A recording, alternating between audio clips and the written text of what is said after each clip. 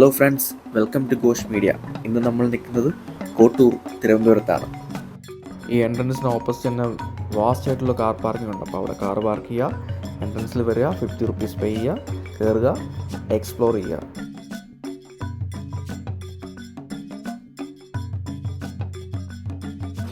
ഈ elephant rehabilitation centre കാണാൻ ഇന്ന് ഞാൻ ഒറ്റയ്ക്കല്ല, എൻ്റെ കൂടെ 3 പേരും കൂടെ ഉണ്ട്.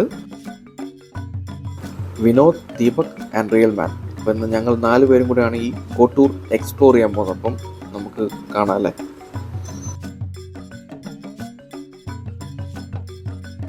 അപ്പം കൂട്ടത്തിലെ കൊമ്പനെ തന്നെ കാണിച്ചുകൊണ്ട് നമുക്ക് തുടങ്ങാം. ഇതാണ് ഇവിടുത്തെ ഏറ്റവും ഡേഞ്ചറസ് ആയിട്ടുള്ള ആന. അത് ഡേഞ്ചറസ് എന്ന് പറയാൻ കാര്യം കുറച്ച് ആൾക്കാരെയൊക്കെ അറിയാലോ. അപ്പം അങ്ങനെ കുറച്ച് പ്രശ്നങ്ങളൊക്കെ ഉണ്ടാക്കിയ ആനയാണ്. അതുകൊണ്ട് നമുക്ക് അധികം ഇതിൻ്റെ അടുത്തോട്ട് പോകാൻ പറ്റില്ല. അതിനായാലും കുറച്ച് സേഫ് ഡിസ്റ്റൻസ് തന്നെയാണ് എപ്പോഴും അത് നിർത്തിയേക്കുന്നത്. പെട്ടെന്ന് കണ്ടപ്പം തുടരുന്ന സിനിമയിലെ മോഹൻലാലിൻ്റെ ഇൻട്രോ സീനിലൊക്കെ കാണിക്കുന്ന പോലെ ഉണ്ടല്ലേ, ആ ഒരു BGM ഒക്കെ ഇട്ടാൽ നൈസ് ആയിക്കില്ല. ഇതിൻ്റെ പേര് റാണ. ഓക്കെ, അപ്പോൾ റാണേനെ കണ്ട് നമ്മുടെ യാത്ര തുടങ്ങുകയാണ്. ഈ പ്രോപ്പർട്ടി അറൗണ്ട് 180 ഹെക്ടർ ലാൻഡിലാണ് കിടക്കുന്നത്. അതായത് ഫോറസ്റ്റും റിവറും എല്ലാം കൂടെ മിക്സ്ഡ് ആയിട്ട്, അതായത് നാച്ചുറൽ ഹാബിറ്റാറ്റ് പോലെ കിടക്കുന്നൊരു സ്ഥലമാണ്. മരങ്ങളൊക്കെ കണ്ടില്ല, എത്രയോ വർഷം പഴക്കമുള്ള മരങ്ങളൊക്കെയാണ്. ഈ ഒരു റീഹാബിലിറ്റേഷൻ സെൻറ്റർ തുടങ്ങിയത് 2006-ലാണ്. പിന്നീട് 2019 ഇതിൻ്റെ expansion government of Kerala start ചെയ്തിരുന്നു. പിന്നീട് ആ പ്രോജക്റ്റ് ഇടയ്ക്ക് നിന്ന് പോയി, കാര്യം കോവിഡൊക്കെ വന്നിട്ട് കുറച്ച് ഡിലേ ആയിരുന്നു. അറൗണ്ട് 100 കോടിയുടെ പ്രോജക്റ്റാണത്. ഇപ്പം എഗെയിൻ അത് റീസ്റ്റാർട്ട് ചെയ്തിട്ടുണ്ട്. സോ അതിൻ്റെ വർക്കുകൾ ഒരു സൈഡിൽ കൂടെ നടന്നുകൊണ്ടിരിക്കുകയാണ് ഇവിടെ ഇപ്പോൾ അറൗണ്ട് ഒരു 15 ആനകളാണുള്ളത്. എല്ലാ ആനകളുടെയും സൈഡിൽ ബോർഡൊക്കെ വെച്ചിട്ടുണ്ടായിരുന്നു, പേരിൻ്റെ ബോർഡ്, നെയിം ബോർഡൊക്കെ ഉണ്ടായിരുന്നു. ബട്ട് ഇപ്പം ഈ റെനോവേഷൻ പരിപാടിയൊക്കെ നടക്കുന്നതുകൊണ്ട് പല ബോർഡുകളും കാണുന്നില്ല. അപ്പോൾ എനിക്ക് ഈ ആനയുടെ പേരുകളൊന്നും പറയാൻ കറക്റ്റായിട്ട് അറിയില്ല. ഏതാണ്ട് മാളു, ചിഞ്ചു, മിഞ്ചു അങ്ങനെയൊക്കെയാണ് പേരുകൾ ഇവിടെയൊക്കെ കണ്ടത്. കുറച്ച് അത്യാവശ്യം നടക്കാനുണ്ട്. പിന്നെ ഈ പറഞ്ഞ പോലെ ഞങ്ങൾ കറക്റ്റ് എത്തിയത് ഒരു 10-11 മണിയായിട്ടാണ് എത്തിയത്. കുറച്ച് നേരത്തെ, അതായത് ഒരു 9 മണിക്കൊക്കെ വന്നു കഴിഞ്ഞാൽ രാവിലെ ആനയെ കുളിപ്പിക്കാൻ കൊണ്ടുവന്ന സീനൊക്കെ ഉണ്ട്. ഇതിപ്പം പൈപ്പിൽ കുളിപ്പിക്കുന്നതാണ്, അതല്ല സൈഡിൽ റിവറിൽ കൊണ്ടുപോയി കുളിപ്പിക്കുന്ന ഇതൊക്കെ ഉണ്ട്. അതൊക്കെ കാണാൻ പറ്റും. ഇതിപ്പോൾ ലേറ്റായിട്ട് വന്നുകൊണ്ട് അത് കാണാൻ പറ്റില്ല. അപ്പോൾ വരുന്നവർ നേരത്തെ വന്നാൽ അതും കാണാം. പുള്ളിക്കാരൻ അവിടെ നിന്ന് അനുസരിപ്പിക്കാൻ എന്തൊക്കെയോ പറയുന്നുണ്ട്, പക്ഷെ ആന വലിയ മൈൻഡ് കൊടുക്കുന്നില്ലെന്ന് തോന്നുന്നു.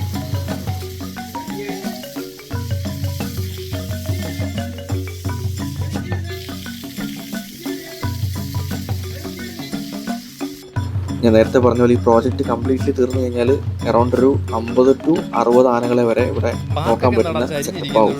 അതുപോലെ തന്നെ അത്രയും ആനകൾ വരുമ്പോൾ അത്രയും പാപ്പാന്മാരും കാര്യങ്ങളൊക്കെ വന്ന് കുറച്ചുകൂടെ എന്താ പറയുക ഡെവലപ്ഡ് ആവും. അപ്പോൾ അതിൻ്റെ വർക്കുകളാണ് ഇപ്പോൾ നടന്നുകൊണ്ടിരിക്കുന്നത്.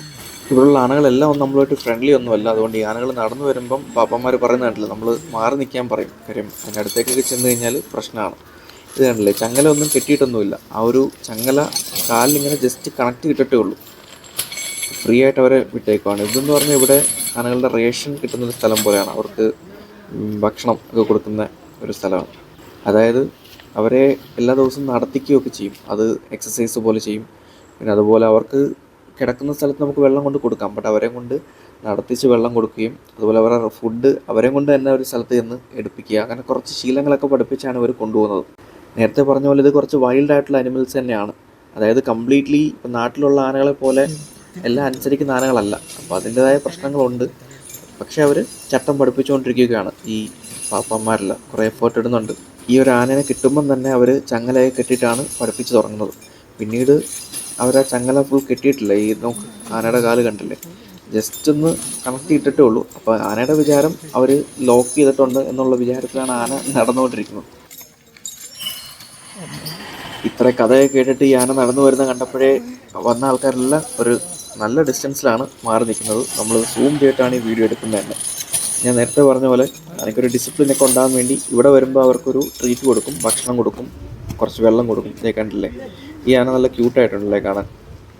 ഞാൻ നേരത്തെ പറഞ്ഞാൽ ഈ ആനയുടെ പേരാന്ന് തോന്നുന്നു, എന്തോ മഞ്ജുന്നോ ചിഞ്ചുന്നോ അങ്ങനെ എന്തോ ഒരു പേരാണ് ഈ ആനയ്ക്ക്. അവിടെ പറയുന്നുണ്ടായിരുന്നു ആദ്യം.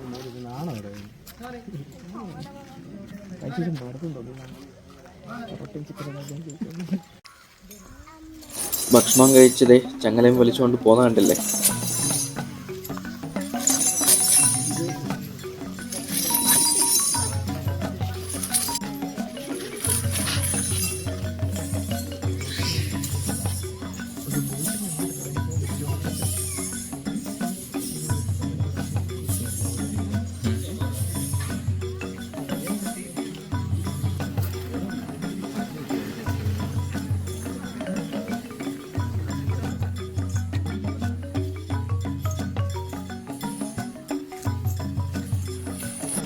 അങ്ങനെ ആനകളെയൊക്കെ കണ്ട് കുറച്ചും കൂടെ നടന്നപ്പോഴേക്കും ഒരു റിവറൊക്കെ കണ്ടു.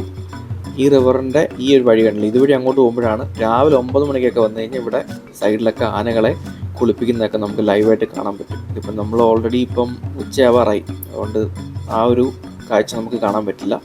എന്നാൽ ആ സൈഡൊക്കെ പോയി നോക്കാം. ഇവിടെ നല്ല രസമാണ് കേട്ടോ, ഫോട്ടോസൊക്കെ എടുക്കാൻ നല്ല ഭംഗിയാണ്.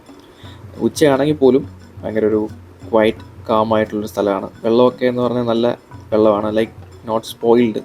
പ്ലാസ്റ്റിക്കും അഴുക്കുകളും ഒന്നും ഇട്ടിട്ട് നശിപ്പിച്ചിട്ടൊന്നുമില്ല. അതുപോലെ തന്നെ ഇവിടെ ബോട്ടിംഗ് ഉണ്ട്. ബോട്ടിങ്ങിലാണെങ്കിലും കൊട്ടവഞ്ചിയും പാഡൽ ബോട്ടിങ്ങും അതൊക്കെയാണ് കൂടുതലുള്ളത്. മറ്റേ ഡീസൽ വെച്ച് ഓടുന്ന വണ്ടികൾ ഇല്ല. കാരണം ഈ വെള്ളം തന്നെയാണ് നമ്മുടെ ഈ ആനകളൊക്കെ കുടിക്കുന്നത്. അപ്പം കൂടുതൽ ഡീസൽ വെച്ചുള്ള ബോട്ടുകളൊക്കെ വന്നു കഴിഞ്ഞാൽ പൊല്യൂഷൻ കൂടുമല്ലോ, അതുകൊണ്ടായിരിക്കാം എല്ലാം അങ്ങനെ.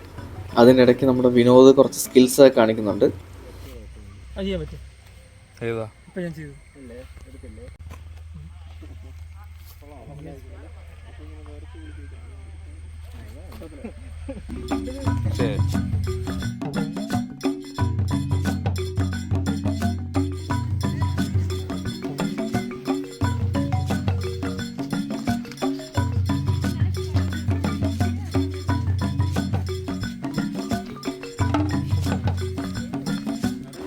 വീഡിയോ ഇവിടെ വരെ എത്തിയിട്ടും എന്നെ കണ്ടില്ല എന്ന് എല്ലാവരും പറയുന്നുണ്ടായിരുന്നു. ഈ ഷാഡോ കണ്ടില്ലേ, ഇതാണ് ഞാൻ, ഗോകുൽ രാജേഷ്. ഷുവറായിട്ടും അടുത്ത വീട്ടിൽ ഫുള്ളായിട്ടുണ്ടാവും. ഓക്കെ, ഇവിടുന്ന് അങ്ങോട്ടാണ് ബോട്ടിംഗ് തുടങ്ങുന്നത്. ഞാൻ നേരത്തെ പറഞ്ഞ പോലെ മറ്റേ സ്പീഡ് ബോട്ട് ആ പരിപാടിയൊന്നുമില്ല. ബാംബു ബോട്ട്, കൊട്ടവഞ്ചി, row boat and pedal boat ഇതൊക്കെയാണുള്ളത്. ഇതിൽ പേയ്മെൻറ്റ് ഇവിടെ തന്നെ കൊടുക്കണം, സെപ്പറേറ്റ് പേയ്മെൻ്റ് ആണ്. അത് പേയ്മെൻറ്റ് ചെയ്തിട്ട് നമുക്ക് യൂസ് ചെയ്യാം. ഓരോന്നിനും ഓരോ ടൈമിംഗ് ഉണ്ട്, 1/2 മണിക്കൂർ വെച്ചാണ് ടൈമിംഗ് കൊടുത്തേക്കുന്നത്.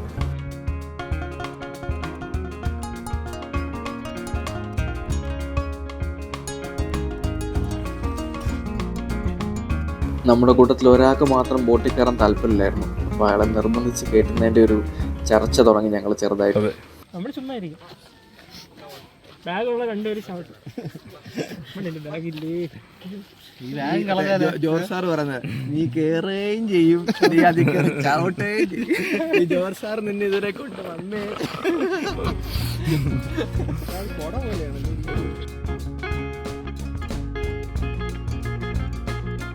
ഞാൻ നേരത്തെ പറഞ്ഞ പോലെ ഈ ഒരു പ്രോജക്റ്റ് കംപ്ലീറ്റ്ലി സെറ്റായി കഴിഞ്ഞാൽ ഈ കുഞ്ഞാനകൾക്ക്, കുട്ടി ആനകൾക്കുള്ള ട്രെയിനിങ് കിട്ടുന്ന സ്ഥലം, വെറ്റിനറി ഹോസ്പിറ്റൽ, റീഹാബിലിറ്റേഷൻ സെൻറ്റർ അതെല്ലാം വരും. കുറച്ചൊരു ഏഷ്യയിലെ തന്നെ വൺ ഓഫ് ദി ബെസ്റ്റ് ഈ എലിഫൻറ്റ് റീഹാബിലിറ്റേഷൻ ഹബ്ബായി തന്നെ മാറാൻ പറ്റുന്ന ഒരു സ്ഥലമാണിത്.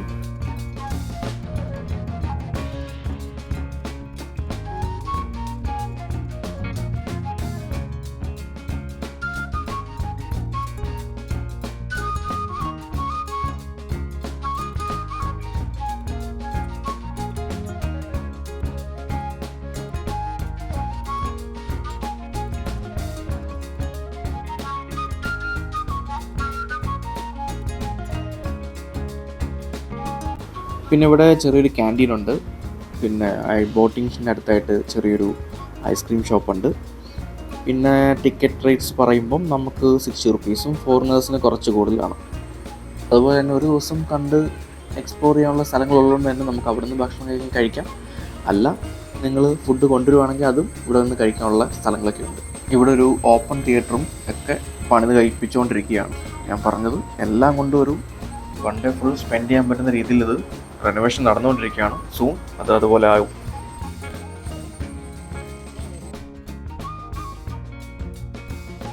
അങ്ങനെ എല്ലാം കണ്ട് ആസ്വദിച്ച് ഞങ്ങൾ വൈകുന്നേരം ആയപ്പോഴേക്കും ഇവിടെ ഒരു ഓപ്പൺ സ്റ്റേജൊക്കെ ഉണ്ടെന്ന് പറഞ്ഞില്ലേ, അതിൻ്റെ ഓപ്പോസിറ്റ് ആയിട്ടുള്ള സ്ഥലത്ത് വന്നിങ്ങനെ ഇരിക്കുകയാണ്.